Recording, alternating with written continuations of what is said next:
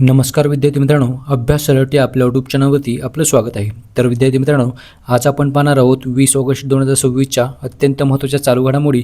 तर व्हिडिओ पहिल्यापासून शेवटपर्यंत पाहण्याचा प्रयत्न करा। अतिशय महत्त्वाचे आणि निवडक प्रश्न असणार आहेत जे की तुम्हाला कोणत्याही स्पर्धा परीक्षेमध्ये डायरेक्ट विचारले जाऊ शकतात। तर बघा, आजचा प्रश्न क्रमांक 1 आहे, तरंगत्या सौर ऊर्जा प्रकल्पांना प्रोत्साहन देण्यासाठी केंद्रीय मंत्रिमंडळाने कोणत्या योजनेला मंजुरी दिली आहे? तर बघा, महत्त्वाचा प्रश्न आहे। याचं उत्तर आहे बघा, पंतप्रधान सूर्य सरोवर योजना, ऑप्शन नंबर सी याचं उत्तर आहे बघा। तर नुकतीच केंद्रीय मंत्रिमंडळाने तरंगत्या सौर ऊर्जा प्रकल्पांना प्रोत्साहन देण्यासाठी पंतप्रधान सूर्य सरोवर योजना ही नवीन योजनेला मंजुरी दिलेली आहे। तर लक्षात ठेवा। बघूयात आपण या योजनेबद्दल। तर बघा, यामध्ये या योजनेसाठी केंद्र सरकारने 5070 कोटी एवढ्या रुपयांची निधीची मंजुरी दिलेली आहे। तर बघा, या योजनेचे मुख्य उद्दिष्ट काय आहे? तर बघा, देशातील विविध जलाशयांवर आणि तलावांवर ऊर्जा साठवणूक प्रणालीसह 5000 मेगावॅट क्षमतेचे तरंगते सौर प्रकल्प विकसित करणे हे या योजनेचे मुख्य उद्दिष्ट आहे। तसेच बघा, या योजनेअंतर्गत आर्थिक वर्ष 2026-27 ते आर्थिक वर्ष 2030-31 या कालावधीत प्रकल्पांना मंजुरी दिली जाणार आहे। ओके, तर लक्षात ठेवा।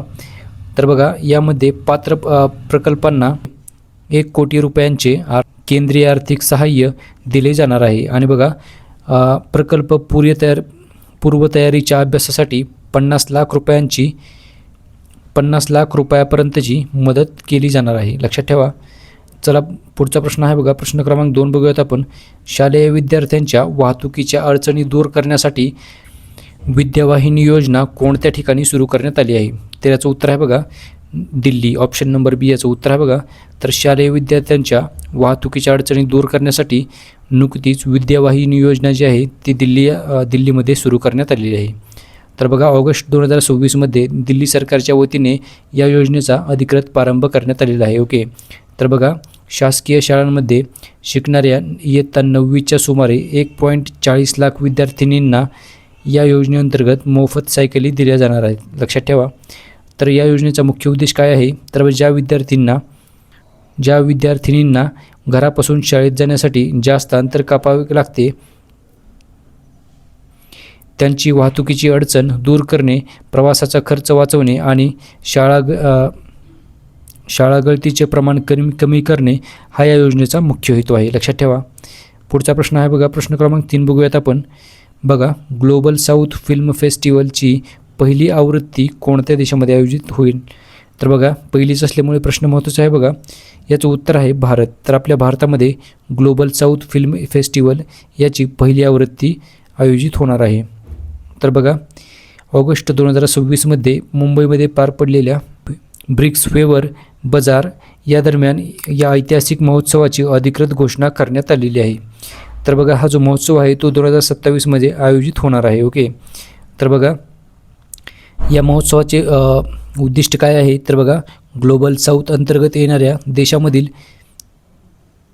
सांस्कृतिक देवाणघेवाण वाढवणे, चित्रपट क्षेत्रामधील आंतरराष्ट्रीय सहकार्य मजबूत करणे आणि सहनिर्मितीच्या संधी शोधणे हा या योजनेचा मुख्य हेतू आहे। तसेच बघा, यामध्ये प्रमुख भागीदार आहेत बघा, भारताचे राष्ट्रीय चित्रपट विकास महामंडळ आणि भारतीय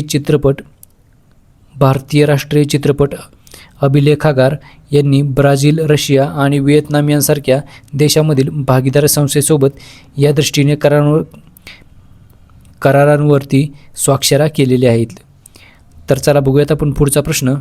प्रश्न क्रमांक 4 आहे बघा, 16व्या hockey India junior men's national championship 2026 मधील ए डिव्हिजनचे विजेतेपद कोणी जिंकले आहे? याचं उत्तर आहे बघा, ओडिसा। तर ओडिसाने हे विजेतेपद जिंकलेले आहे। लक्षात ठेवा। तर बघा, विजेता संघ राहिलेला आहे बघा, hockey association of Odisha. Okay, तर बघा, उपविजेता संघ आहे हॉकी मध्य प्रदेश। तर बघा, तिसरे स्थान मिळालेले आहे म्हणजेच कांस्य पदक मिळालेले आहे बघा, हॉकी पंजाब या राज्याला। ओके, तर बघा, हॉकी पंजाबने झारखंडचा पराभव केला होता। आणि बघा, ही जी स्पर्धा आहे ती आयोजित झाली होती बघा, तमिळनाडूमधील कोइंबतूर येथे। ओके, चला पुढचा प्रश्न बघूयात आपण। बघा, प्रश्न क्रमांक 5 आहे बघा, भारतामधील सर्वाधिक आगरवूडची झाडे कोणत्या ईशान्येकडील राज्यामध्ये आहेत? तर बघा नुकताच झालेल्या सर्वेनुसार याचे उत्तर असणार आहे बघा आसाम. ऑप्शन नंबर ए याचं उत्तर आहे बघा. तर आसाममध्ये ही झाडे आहेत. ओके. तर बघा भारतामधील एकूण आगरू वूडच्या झाडांपैकी सुमारे 96.6% झाडे ही एकट्या ईशान्य भारतामध्ये आढळतात. ओके. केंद्रीय मंत्रालयाच्या अधिकृत आकडेवारीनुसार संपूर्ण देशामध्ये अंदाजे 13.98 कोटी आगरवूडची झाडे असून त्यापैकी तब्बल 11.43 कोटी झाडे केवळ आसाम राज्यामध्ये आहेत. तर लक्षात ठेवा. तर विद्यार्थी मित्रांनो, चला पुढचा प्रश्न आहे बघा. प्रश्न क्रमांक 6 आहे बघा. Triumph of the Indian Republic, my life my struggle हे पुस्तक कोणी लिहिले आहे? तर बघा महत्त्वाचा प्रश्न आहे, कारण की महत्त्वाच्या व्यक्तीने हे पुस्तक लिहिलेले आहे. तर बघा याचं उत्तर असणार आहे बघा रामनाथ कोविंद. तर बघा रामनाथ कोविंद यांनी Triumph of the Indian Republic, my life my struggle हे पुस्तक नुकतेच लिहिलेले आहे. तर बघा हे जे पुस्तक आहे हे त्यांचे स्वतःचे आत्मचरित्र म्हणजेच ॲटोबायोग्राफी आहे. आणि बघा हे त्यांनी उत्तर प्रदेशमधील एका छोट्याशा गावामधून ते देशाच्या सर्वोच्च घटनात्मक पदापर्यंत म्हणजेच रामनाथ कोविंद हे 14वे राष्ट्रपती होते. ओके. तर बघा ते माजी राष्ट्रपती आहेत आणि त्यांचा जो जीवन प्रवास आहे आणि संघर्षाची जीवनगाथा आहे ती यांनी या पुस्तकामध्ये मांडलेली आहे. ओके, लक्षात ठेवा. तर चला पुढचा प्रश्न आहे बघा. प्रश्न क्रमांक 7 बघूयात आपण. इंडिया मेरीटाईम अवॉर्ड्स 2026मध्ये वर्षभरामधील सर्वोत्कृष्ट बंदर नॉन कंटेनराइज्ड या कॅटेगरीमध्ये पुरस्कार कोणाला मिळाला आहे? तर बघा याचं उत्तर असणार आहे ऑप्शन नंबर ए म्हणजेच बघा दीनदयाल बंदर प्राधिकरण, जे की कांडलामध्ये आहे. ओके, तर लक्षात ठेवा. तर बघा विद्यार्थी मित्रांनो, चला बघूयात आपण. तर बघा या बंदराला पुरस्कार मिळण्यामागचे कारण काय आहे? तर बघा दीनदयाल बंदराची उत्कृष्ट कामगिरी, कार्यक्षमता आणि मान हाताळणीतील सर्वोत्तम व्यवस्थापनासाठी हा सन्मान त्यांना देण्यात आलेला आहे. तर बघा आणि हा जो पुरस्कार आहे तो कंटेनराइज्ड श्रेणीमध्ये पुरस्कार भेटलेला आहे. बघा या सोहळ्यामध्ये सर्वोत्कृष्ट बंदर कंटेनराइज्ड या कॅटेगरीमध्ये पुरस्कार जो आहे तो जवाहरलाल नेहरू पोर्ट अथॉरिटी मुंबई या बंदराने सलग 10व्या वर्षी हा पुरस्कार जिंकलेला आहे.